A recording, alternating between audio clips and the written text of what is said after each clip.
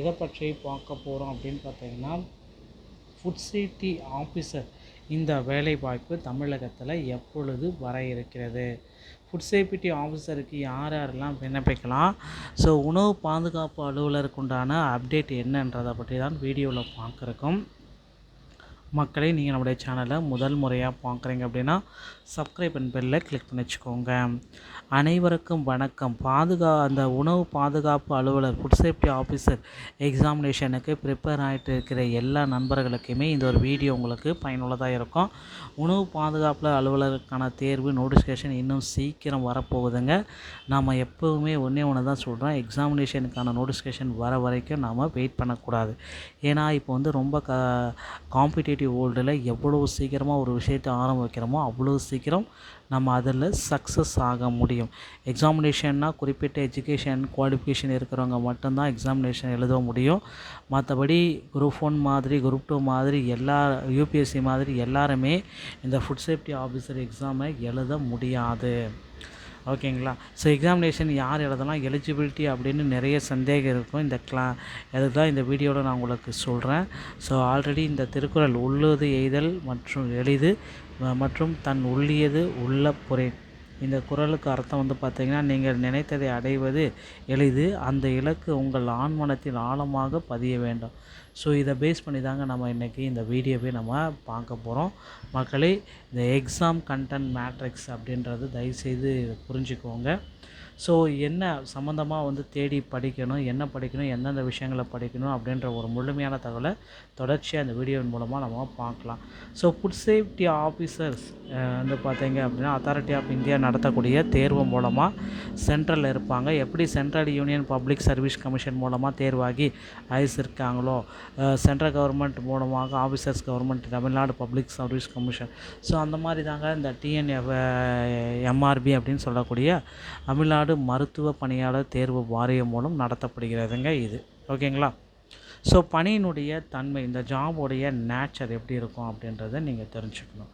So இது பார்த்திங்கன்னா whole time காவல்துறைக்கு நிகரான 24/7 எந்த நேரத்திலும் 24/7 களப்பணிக்கு தயாராக இருக்க வேண்டிய சவால் நிறைந்த அரசு பணி.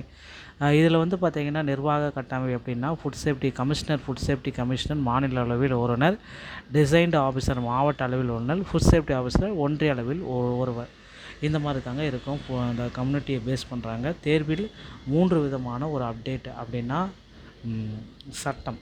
ஸோ ஆக்ட் பார்த்திங்கன்னா 2026 எஃப்எஸ்எஸ்ஐ, ஸோ உணவு பாதுகாப்பு மூலமாக அடிப்படை சட்டம் 2026, விதிகள் 2011 ரூல், சட்டத்தில் இல்லாத நுணுக்கங்களை விளக்குவது, தகுதி விதிகள் எல்லாமே இதில் இருக்குது. ஒழுங்குமுறை, ஸோ உதாரணம் 28 நடப்பு மற்றும் அப்டேட் செய்யப்பட்ட வழிகாட்டுதல் எடுக்காடு கார்பைடு கல் கொண்ட பழங்களை பழுக்க வைக்க தடை, இந்த மாதிரி எதுவுமே பண்ணக்கூடாது. So science, foods chemistry, microbiology என்றாலும் இந்த 3 யூனிட்டுகளுமே தேர்வின் இதயம் அப்படின்னு நம்ம சொல்லலாம்.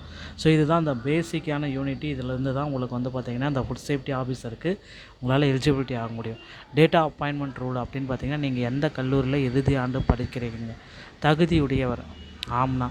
ஸோ பணி நியமன தேதி என்று டேட்டா அப்பாயின்மெண்ட் உங்களிடம் அதிகாரப்பூர்வமாக பட்ட சான்றிதழ் டிகிரி இருக்குமா?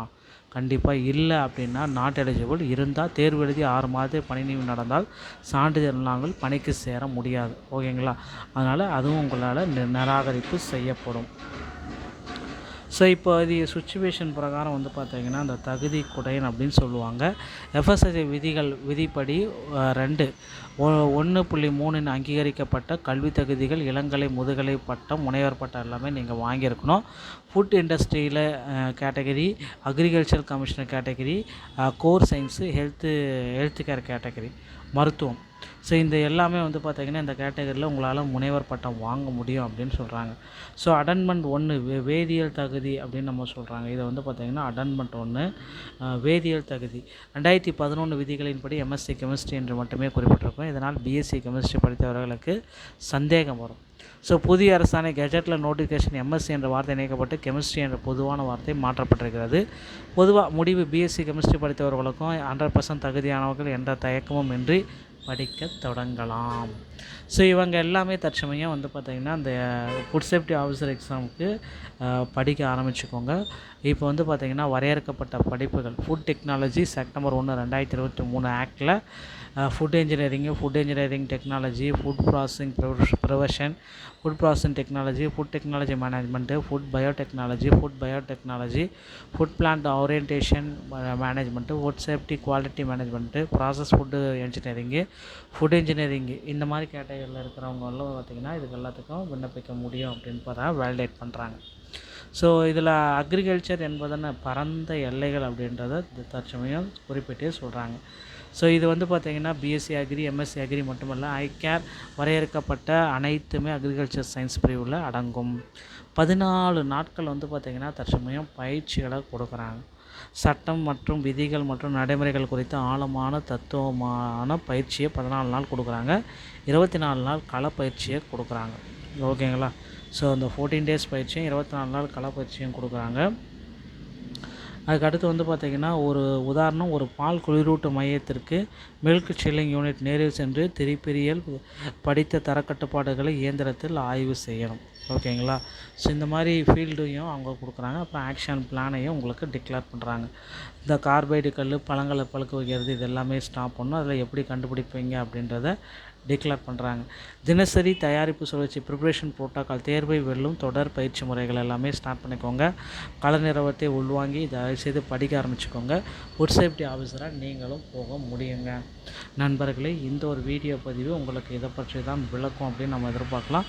வீடியோ உங்களுக்கு பிடிச்சிருந்தால் நீங்கள் நம்முடைய சேனலோடு இணைந்திருங்க. நன்றி, வணக்கம்.